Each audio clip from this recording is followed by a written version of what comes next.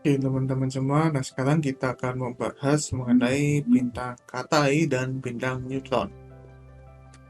Nah, jadi interior dari bintang itu kita bisa mendeskripsikan melalui persamaan TOV, gitu ya, persamaan Tolman-Oppenheimer-Volkov untuk interior berupa fluida ideal. Seperti ini persamaan TOV-nya, di mana di sini kita bisa dapatkan nilai Ls, itu adalah jari-jari Schwarzschild yang bergantung terhadap posisi dari pusat interiornya, gitu ya.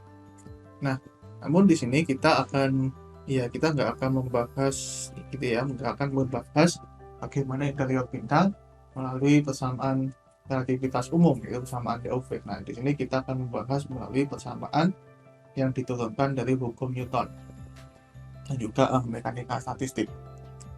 Nah, jadi kita tahu bahwa materi di dalam bintang Katai dan bintang Newton itu bersifat terdegenerasi. Jadi karena Newtonnya itu berupa fermion, begitu pula kalau Katai putih misalkan itu kan elektron ya. Nah, maka dia akan memiliki spin tengahan dan akan memenuhi statistik Fermi-Dirac, yang mana dua fermion tidak dapat menempati satu keadaan yang sama atau prinsip larangan Pauli. Nah, volume per fermion itu berbanding dengan lambdanya, gitu ya. Lambdanya itu adalah panjang gelombang topologi yang sebanding dengan H bar per mc, mana m-nya itu adalah massa dari fermionnya. Nah, dapat jumlah fermionnya ya berarti nf itu sebanding dengan lambda pangkat minus 3. Nah, untuk bintang Katai putih, elektron yang memberikan yang memberikan sifat kesetimbangan. Artinya dapat jumlah NF itu adalah dapat kerapatan elektron. Nah, perbandingan kerapatan dari bintang Katai putih dengan bintang Newton itu adalah yang kita tinggal bandingkan, itu adalah perbandingan antara massa dari Newton di pangkat 3 dibandingkan dengan massa elektron pangkat 3, tidak lain adalah sekitar 10 pangkat 6. Nah, artinya di sini apabila dapat fermion tinggi dalam bentuk gas, maka momentum rendah akan terisi. Nah, sehingga fermionnya itu akan menempati keadaan momentum yang lebih tinggi, gitu ya, karena kerapatannya itu tinggi. Dan yang di rendah di daerah keadaan yang rendah itu dia sudah terisi penuh. Ingat tadi prinsip larangan Pauli.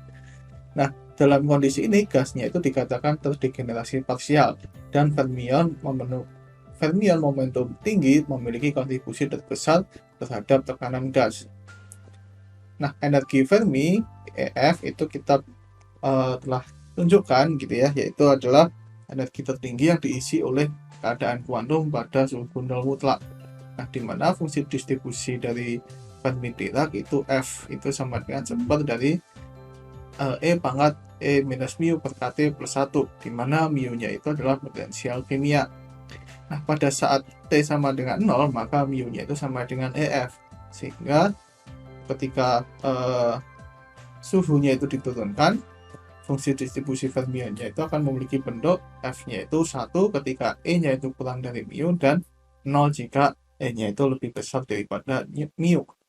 Nah, sehingga dapat jumlah fermionnya kita bisa tuliskan N sama dengan G, integral dari 0 sampai hingga F D3P per 2Pi H bar pangkat 3, di mana di sini G-nya itu adalah derajat degenerasinya.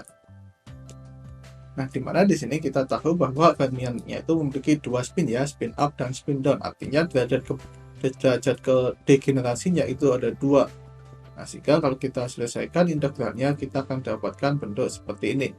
Dimana di sini PF-nya itu adalah momentum Fermi ya, jadi itu adalah momentum yang berkaitan saat energinya itu berupa energi Fermi, jika energinya itu sama dengan potensial kimianya, karena di atas itu nilai fungsi distribusinya itu akan 0. Nah, sehingga kita bisa nyatakan momentum Fermi, gitu ya, dalam suku jumlah keadaan seperti ini, di mana G-nya itu adalah derajat degenerasi yang bernilai 2S per 1 untuk partikel berspin.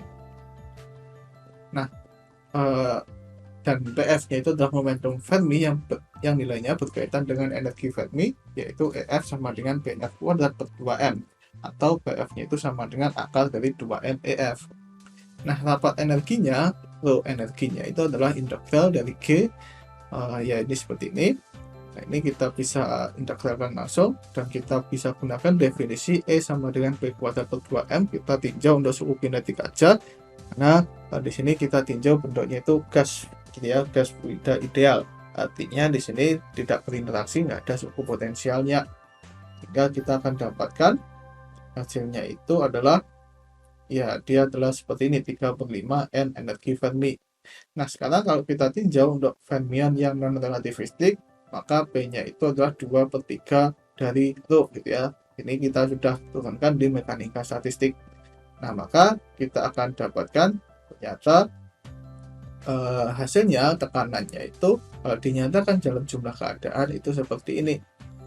Nah, artinya kita bisa mendapatkan ini adalah persamaan keadaan gas fermion yang terdegenerasi, yang non-relativistik, terdegenerasi penuh ya. Karena di sini kita menganggap bahwa semua fermionnya itu di setiap keadaan sudah penuh semua, gitu ya. Spinnya itu sudah terisi semua, up down pas berpasangan semua, gitu. Artinya dia terdegenerasi penuh. Jadi nggak ada yang up doang atau down doang, kecuali di tingkat tertinggi. Nah, untuk kasus relativistik, maka P-nya itu jauh lebih besar daripada MC, sehingga energinya kita bisa dekati menjadi PC. Nah, dapat energinya kita bisa gunakan rumusan yang sudah kita dapatkan sebelumnya, di mana di sini E-nya kita substitusikan. Nah, maka kita akan dapatkan nilainya itu dalam suku momentum Fermi seperti ini. Nah, sehingga kita akan dapatkan bentuk seperti ini atau seperti ini. Dan ini tidak lain adalah 3/4 NEF. Nah, untuk partikel relativistik, maka tekanannya P-nya itu adalah 1/3 tuh. Jadi, ini adalah 1/3 jadi dikalikan dengan 3/4 NEF, tidak lain sama dengan 1/4 JPF, gitu ya. Dan ini kita bisa tuliskan dalam suku jumlah keadaan seperti ini. Nah, persamaan ini itu adalah persamaan keadaan gas fermion relativistik terdegenerasi lengkap atau terdegenerasi total. Nah, untuk kasus terdegenerasi lengkap, kita bisa melihat bahwa tekanan gasnya itu tidak bergantung terhadap suhu, karena di sini meskipun entah yang non-relativistik maupun relativistik, kita sudah melihat bahwa tekanan gasnya itu hanya bergantung terhadap jumlah keadaan saja, rapat jumlah keadaannya. Nah, tekanan dari gas ideal yang berada pada keseimbangan thermal itu diberikan oleh persamaan keadaan seperti ini, di mana mu bar-nya itu adalah bobot molekuler rata-rata atau MR, gitu ya, MR rata-ratanya, di mana mu bar itu sama dengan seperti ini. Nah, dan MH itu adalah massa hidrogen, dan N bar I itu adalah rho I dibagi dengan rho, di mana di sini I-nya itu adalah massa unsur yang berkaitan. Nah, dengan demikian tekanan elektron non-relativistiknya kita bisa nyatakan dalam bentuk seperti ini, gitu ya. Jadi ini kita tinggal samakan saja tekanan yang berada pada keseimbangan thermal. Nah, rapat jumlah partikel Ne dari elektron dapat dinyatakan dalam rapat energi seperti ini. Nah, dengan mengambil mu-nya itu adalah mu bar E, jadi semua jadi ya terisi penuh dengan hidrogen, gitu ya. Maka kita akan dapatkan nilainya itu adalah rho dalam suhu T, gitu ya. Atau ini kita bisa dekati menjadi 10⁻⁸ T pangkat 3/2, karena di sini nilai konstannya sudah kita ketahui semua. Nah, jadi artinya ketika rho itu mendekati 10⁻⁸ T pangkat 3/2, itu adalah syarat agar elektron terdegenerasi untuk sistem yang non-relativistik ya. Nah, agar partikel yang terdegenerasi itu bersifat relativistik, maka PF-nya itu harus lebih besar daripada MEC, karena kita tahu bahwa ya momentumnya itu akan jauh lebih besar, gitu ya.